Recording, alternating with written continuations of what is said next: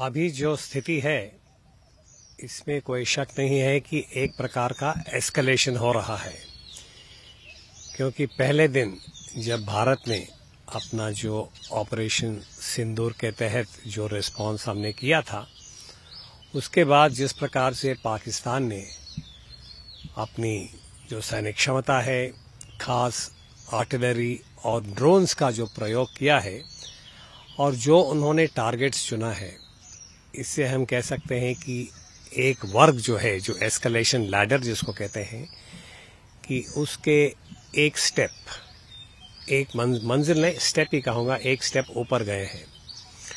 तो कल रात को जो भी रिपोर्ट्स आए हैं, जैसे कहा जा रहा है कि पाकिस्तान की तरफ से उन्होंने कई सारे ड्रोन्स का इस्तेमाल किया है और जैसलमेर जो कि पूरा दक्षिण तरफ है, आगे कश्मीर में भी जहां उनको मौका मिला है एयरपोर्ट्स को टारगेट किया है, तो इससे ज़रूर हम एक स्टेप आगे बढ़े हैं। साथ साथ भारत का भी रिस्पांस रहा है। पाकिस्तान के मीडिया के रिपोर्ट्स के मुताबिक कहा जा रहा है कि लाहौर तक पहुंचा है। तो इस वक्त मैं कहूँगा कि सिचुएशन जो है काइनेटिक कहते हैं और देखना है कि दोनों देशों के बीच में क्या राजनीतिक निर्णय होगा, यानी कि अंत में ये जो हुआ है पहलगाम के बाद ऑपरेशन सिंदूर भारत की तरफ से, वो एक राजनीतिक निर्णय है। परंतु इसमें ये जो एसिमेट्री है वो इस प्रकार का है कि पाकिस्तान के अंदर जो निर्णय लिया जाता है वो पाकिस्तान का फौज, खास स्थल सेना, वो रावलपिंडी में लिया जाता है और पारंपरिक रूप से यही माना जाता है कि पाकिस्तान का जो फौज है, जो आईएसआई है, वो दहशतगर्दी गुटों को समर्थन देते हैं। तो जड़ वहां पे है।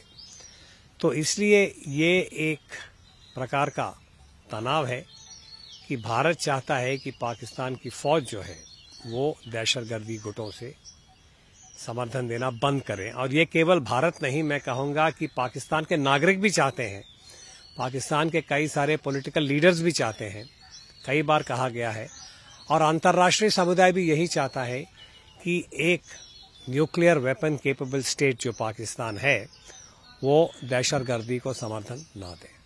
यूएस ने भी कह दिया है कि डी एस्केलेशन के लिए वो फोर्स नहीं कर सकता है जो सिचुएशन है। आपको लगता है आगे क्या और हो सकता है?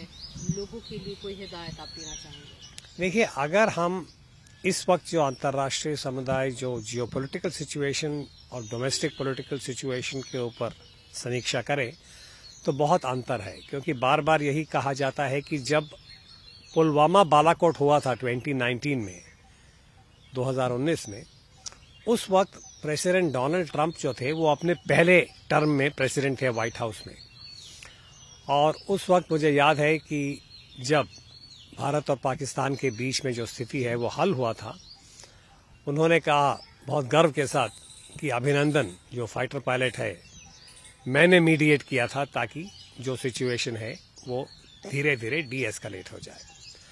तो हिस्टोरिकल या हकीकत हम ये देखें कि इतिहास यही कहता है कि भारत और पाकिस्तान के बीच में जब तनाव बढ़ रहा था, एक प्रकार से थर्ड पार्टी, अमेरिका के जो भी गुड ऑफिसर्स आप कह सकते हैं, वो सिचुएशन को धीरे धीरे डी एस्केलेट किया गया था। पर अभी 2025 में पूरा जो माहौल है वो बदल गया है। अमेरिका के उपराष्ट्रपति जेडी वांस साहब ने कहा है कि India Pakistan is fundamentally not our business. अभी सवेरे मैं देख रहा था वो कोटेशन। उधर आप देखिए बाकी जितने भी शक्तिशाली देश हैं, अगर हम मॉस्को की बात करें, हालांकि वहां पे आज एक बहुत बड़ा परेड हो रहा है और पुतिन साहब के साथ चीन के राष्ट्रपति शी जिनपिंग साहब वहां पे हैं। अभी पुतिन साहब का पूरा जो फोकस है वो अंदरूनी है, रशिया यूक्रेन वॉर के ऊपर है।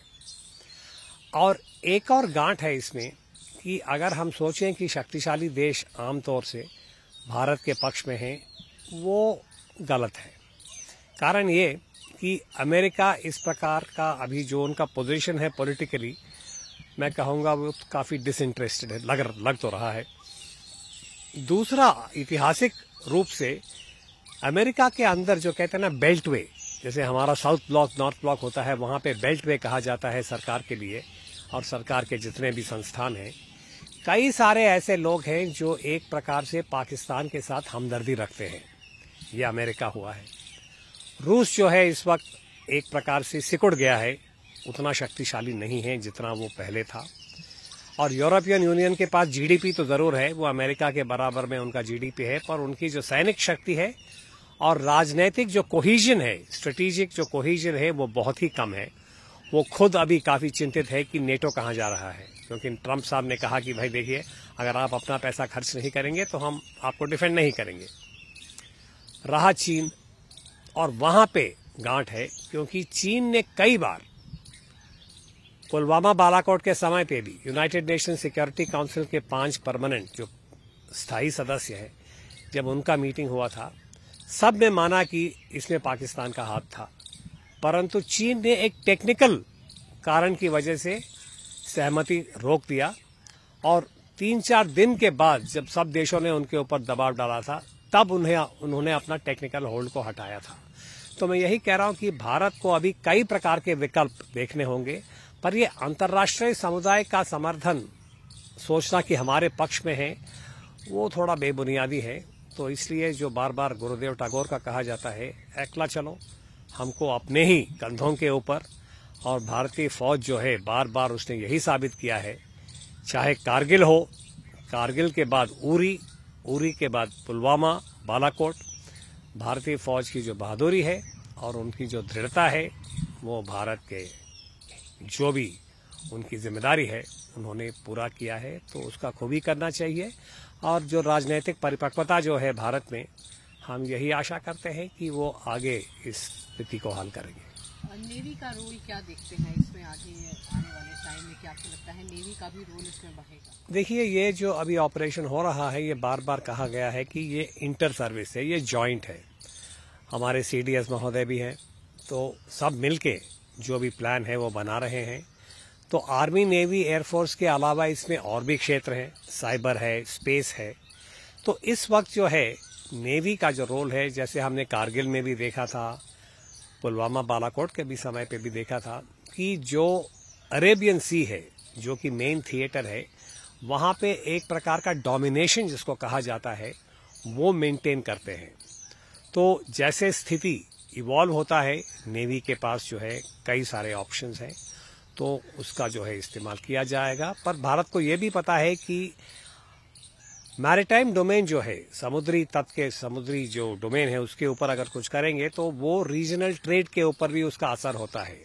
तो इसलिए हम किसी प्रकार का जल्दबाजी नहीं करना चाहते हैं। ये मेरा इस वक्त मैं कहूँगा कि असेसमेंट है कि भारत ये बार बार अंतर्राष्ट्रीय समुदाय को अपनी जो संयम है, जो रिस्ट्रेंट है, उसको साबित करना चाहता है। साथ साथ जो दृढ़ता है, जो रिजॉल्व है, वो भी टेबल के ऊपर साबित करना चाहता है। सर, आखिरी सवाल, जो मिसाइल सिस्टम इंडिया का है, जो कि लगातार निष्क्रिय कर रहा है पाकिस्तान के तमाम अटैक्स, तो उसके बारे में आपका? यही साबित होता है कि कल रात को जो भी हुआ है, और अभी तो मैंने केवल मीडिया रिपोर्ट्स देखा है, ऑफिशियल ब्रीफिंग शायद होगा, पर मीडिया रिपोर्ट्स के आधारित हम यही कह सकते हैं कि भारत का जो S-400 है, जो मिसाइल डिफेंस सिस्टम है, वो काफी सफल रहा है। कितना सफल रहा है, किस प्रकार से उसने अपने टारगेट्स को पकड़ पाया है, शायद आज के ब्रीफिंग में हमें पता चलेगा।